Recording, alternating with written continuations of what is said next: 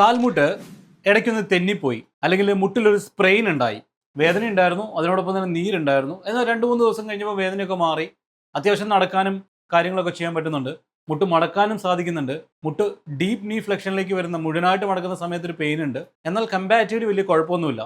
ഇതാണ് നിങ്ങളുടെ കണ്ടീഷനെങ്കിൽ നിങ്ങൾ സേഫ് സോണിലാണ്. എപ്പോഴാണ് നിങ്ങൾ സേഫ് സോണിൽ? ഈ ഇഞ്ചുറി ഉണ്ടായിട്ട് ഒരാഴ്ച ആയിട്ടുള്ളൂവെങ്കിൽ നിങ്ങൾ സേഫ് സോണിലാണ്. പക്ഷേ ഇതേ ഇഞ്ചുറി തന്നെ ഉണ്ടായിരിക്കുന്ന ആളുകൾ വേറൊരു കഥ പറയും. ഈ ഇഞ്ചുറിക്ക് ശേഷം പ്രശ്നങ്ങളൊക്കെ മാറി, അതിനുശേഷം പതിയെ പതിയെ ആക്ടിവിറ്റീസിലേക്ക് റിട്ടേൺ ചെയ്തു, വീണ്ടും മുട്ട് തെന്നി മാറിയിട്ടുണ്ട്. 3ാമത്തെ തവണയും സംഭവിച്ചിട്ടുണ്ട്, 4ാമത്തെ തവണയും സംഭവിച്ചിട്ടുണ്ട്. എങ്കിലും നിങ്ങൾ ഒട്ടും തന്നെ സേഫ് സോണിലല്ല. കാരണം എന്താണെന്ന് വെച്ച് കഴിഞ്ഞാൽ ഇവിടെ ഏറ്റവും കൂടുതലായിട്ടുള്ള കോംപ്ലിക്കേഷൻസ് വരാനുള്ള ചാൻസ് ഉണ്ട്. ഇവിടെയാണ് നിങ്ങൾ മനസ്സിലാക്കേണ്ടത്.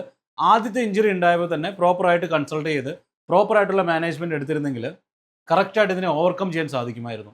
ഇതേ കേസ് തന്നെയാണ് സർജറി ചെയ്ത ആളുകൾക്കും. സർജറി ചെയ്ത് കഴിഞ്ഞിട്ട് എക്സസൈസ് ഒക്കെ ചെയ്തു, നിങ്ങൾ റിക്കവറിലേക്ക് വന്നു, നടക്കുന്നുണ്ട്, സ്റ്റെപ്സ് കയറാൻ പറ്റുന്നുണ്ട്, അത്യാവശ്യമായിട്ടുള്ള എല്ലാ കാര്യങ്ങളും ചെയ്യാൻ പറ്റുന്നുണ്ട്, നിങ്ങൾ സാറ്റിസ്ഫൈഡ് ആണ്, പ്രശ്നമൊന്നുമില്ല. ചെറുതായിട്ട് ആക്ടിവിറ്റീസിലേക്ക് റിട്ടേൺ ചെയ്തപ്പോൾ മുട്ടൊന്ന് ഇളകുന്നതായിട്ട് തോന്നി, ചെറിയൊരു പെയിൻ വന്നു, നീര് വന്നു, നിങ്ങൾ അപ്പോഴും സേഫ് സോണിലാണ്.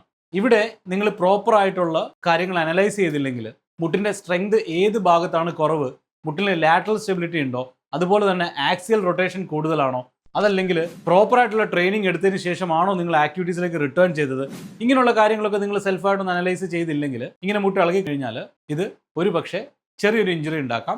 ഈ ഇഞ്ചുറി കാരണം ഇത് നിങ്ങൾ വെച്ചുകൊണ്ടിരിക്കുന്നത് കൊണ്ട് വീണ്ടും ഇഞ്ചുറീസ് കൂടിക്കൊണ്ടിരിക്കാം. അപ്പോൾ ഇത് ക്ലിയർ ആയിട്ട് മനസ്സിലാക്കി കഴിഞ്ഞാൽ ഫ്യൂച്ചർ കോംപ്ലിക്കേഷൻസിനെ ഒഴിവാക്കാൻ സാധിക്കും.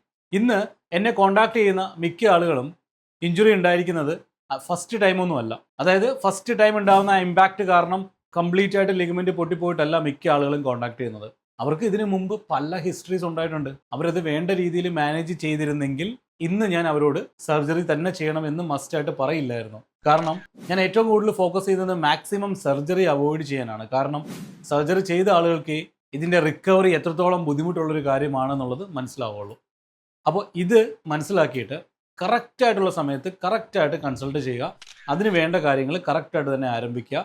ഈ ഇഞ്ചുറി വെച്ചുകൊണ്ടിരുന്നിട്ട് പ്രശ്നമൊന്നും ഇല്ലയെന്നും എനിക്ക് യാതൊരുവിധ പ്രശ്നവും ഇല്ലെന്നും ഓവർ കോൺഫിഡൻ്റ് ആയിട്ടിരിക്കുന്ന ആളുകളാണ് നിങ്ങളെങ്കിൽ എനിക്ക് നിങ്ങളോട് ചോദിക്കാനുള്ള ചോദ്യം ഇത് തന്നെയാണ്: are you ready to face complications? അങ്ങനെ നിങ്ങൾ റെഡി ആണെങ്കിൽ കുഴപ്പമില്ല, ഈ ചാനൽ ഫോളോ ചെയ്താൽ ആ കോംപ്ലിക്കേഷൻസിനെ എങ്ങനെ ഓവർകം ചെയ്യണമെന്നുള്ള കംപ്ലീറ്റ് അപ്ഡേറ്റ്സ് നിങ്ങൾക്ക് ലഭിക്കുന്നുണ്ടാവും.